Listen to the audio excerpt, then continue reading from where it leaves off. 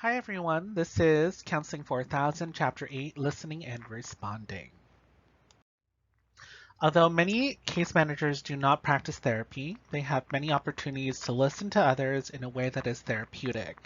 So what they're saying is that even though you might not actually do the therapy part, you're going to still have to use a lot of the things that you learn in therapy or in rehab services class so that you can better communicate with your clients. And that happens during the intake process and then also through the course of the relationship. So, when you check in with that person, when you're evaluating what's going on and stuff like that, you'll still be using your listening skills, your responding skills that you learn while you're in rehab services. Defining reflective listening. So therapeutic listening and responding has three purposes. Number one, reflective listening lets people know you have heard their concerns and feelings accurately. So when you're able to reflect on what you just heard, the way that you respond could allow the person to know that you are listening to them accurately or inaccurately, and then they can clear it up.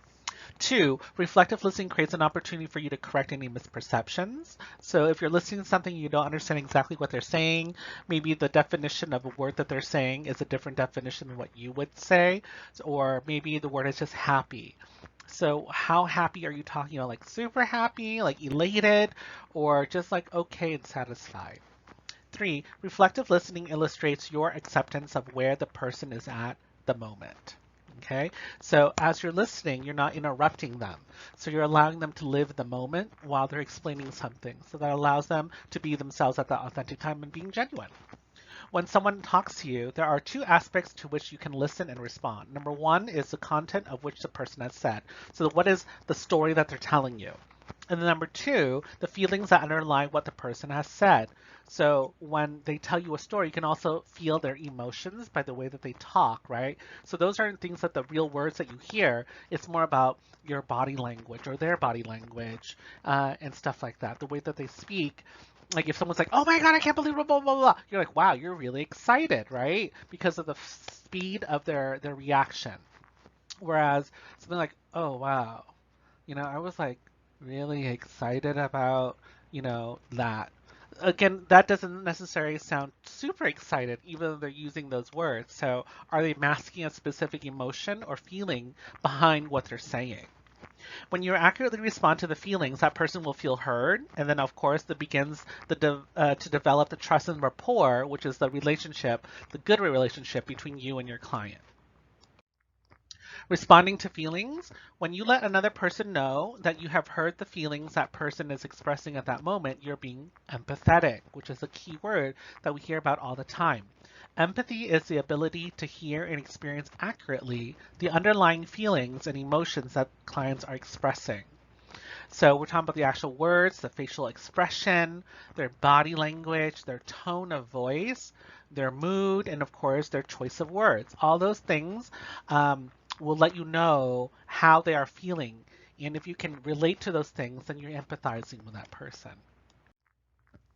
Responding to feelings has three steps. Number one is listening carefully to the client. Some of you guys are new, so you guys are really worried about what you're going to say in response. So you're actually not listening to them when they're talking.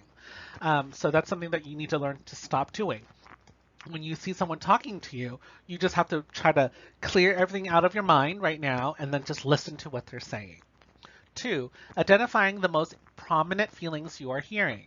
Okay, so what are those key things that you would want to let the person know that you got from the way that they spoke to you? And then three, constructing a single statement that includes that feeling, empathetic response. So you can now, after they're done talking, reflect to them, like say a statement that really summarizes what they just said. Like you're really upset right now. And that's something where you identify a feeling that they're doing or whatever it is that may be. Here are some examples that come from figure 8.1 in the textbook. So let's say that the scenario is to a person whose new car was damaged in an accident. You might want to say something like, "You must have felt pretty terrible about that accident." As opposed to, "Before you get upset, you should call your insurance dealer."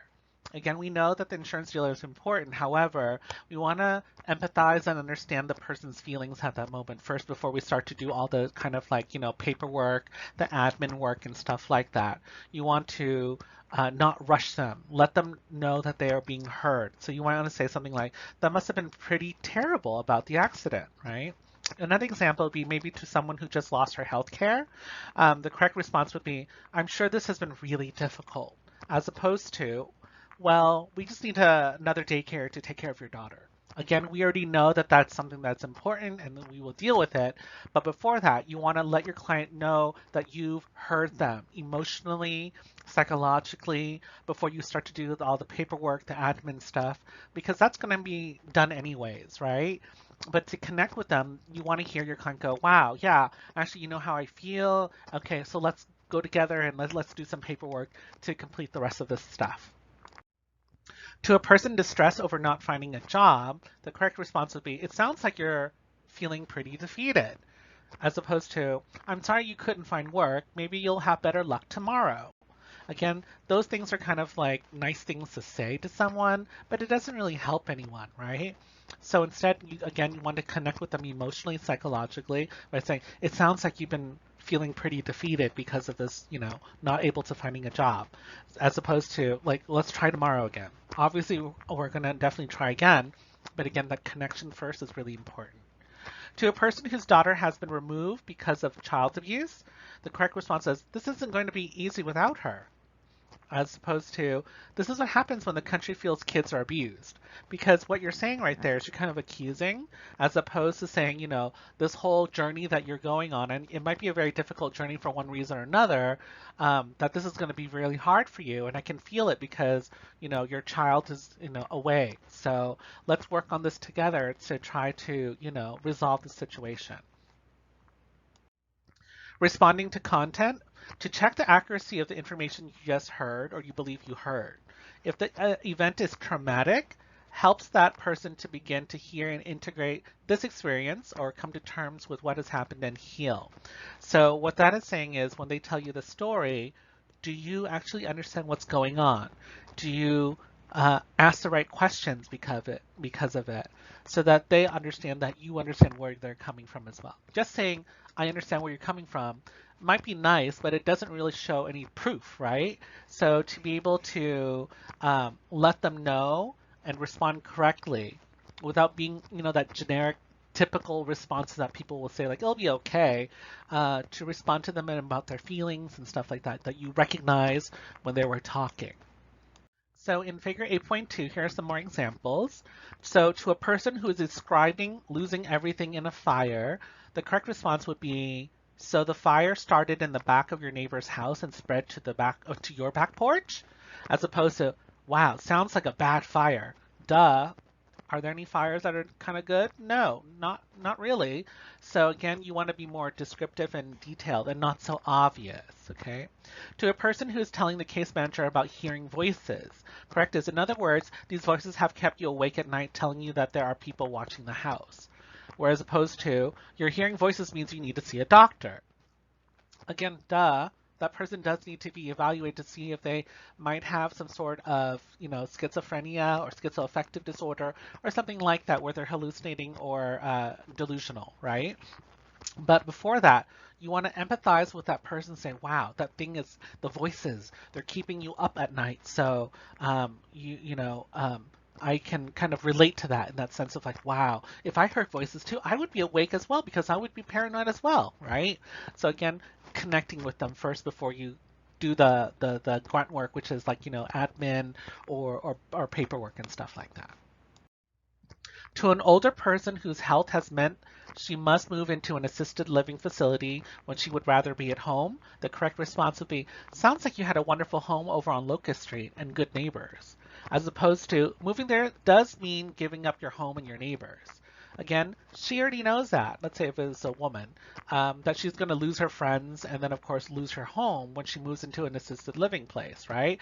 But you want to empathize with the fact that the reason why she's so hesitant about moving to a new place, into assisted living, is because she will be losing that stuff. But it's more about that wonderful home that she has created and then the neighbors that, she has friendships with. To a child in a shelter who is telling about how he saw his dad arrested for assaulting his mother, the correct response would be, so the police came to the house and took your dad outside, and you and your mother were told to stay in the house. So very detail oriented and very specific, as opposed to police arrest men who beat women. Again, they already know that, right? So you want to be more empathetic about how they were experiencing it when they were talking about it, and then talking about it that way. Don't just state the obvious. We all know that domestic violence is not good, right? But so you want to be more empathetic of that specific experience instead of generalizing it. And you can role play some more on page 175 to 176. Positive reasons for reflective listening, self-acceptance. Fritz Perls has a term called paradoxical theory of change. And what that is saying is that people change only when they are able to accept themselves exactly where they are now. So what that is saying is that if you are aware of your, let's say, weaknesses and your barriers, then you can fight to change them. But if you don't know that, maybe you're in denial or you choose not to see it for one reason or another. Let's say that you are someone who abuses substances. Unless you admit to it and say that you are, right?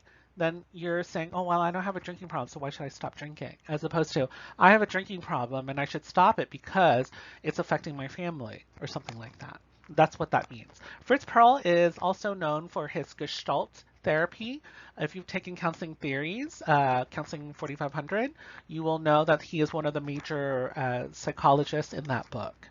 Judgment about where clients should be only engages them in defending how they came to the place they are now. So what that is saying is when you tell them, hey, you should stop drinking, they're going to go, well, I only drink because, I'm living in a very stressful condition right now, right? Now it becomes more defensive. Like they have to tell you, they feel like they have to tell you why they're doing it. And that's not necessarily something that's good. We talk about other things that are not necessarily about where they should be, which is like telling someone who's smoking, hey, smoking is bad for you. Obviously, they're going to say, well, duh, I know that, but there's a reason why. Maybe my job is really stressful, and so therefore I need to smoke, right? And so then they're not going to not smoke because of that defense. So correct answer would be, you must be angry. You accept the fact that the client is angry. So when you do that, you relate to them, okay? Incorrectly would be, you should try to curb your anger and think more positively, which is kind of like what we were talking about before, where you're saying, you know what? You seem to be really pissed off. Maybe you should be a little bit more happier. That's a little bit easier said than done, right? So of course we don't want to do that. We want to sympathize with them and let them understand that we know where they are, and then the therapy or their journey with the services that you're providing as a case manager will be then you would be going along with them in this journey. The client then has to explain why she has not done so or cannot do so when you're telling her to think more positively when she's very angry. Maybe she's really angry because of, a partner being abusive or something like that. So again, you have to really empathize with them where they are instead of telling them where they should be, which is like, oh yeah, it'll be better tomorrow. No, we don't know.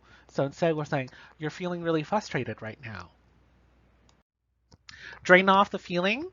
Case managers have been criticized for not listening long enough. Some take only a few stabs at it and then move on to problem solving.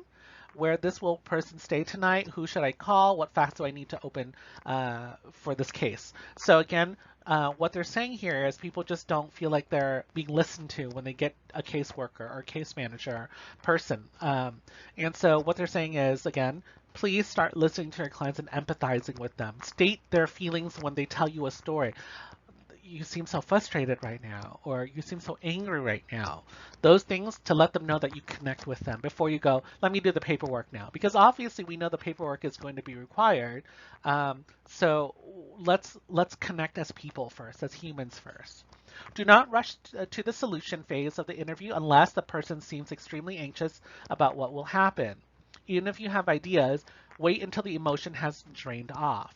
So what that means is they might be so anxious right now, so excited right now, that they can't really think about how to actually successfully help themselves. So let it cool down a little bit before they're ready, okay? Because they weren't ready before.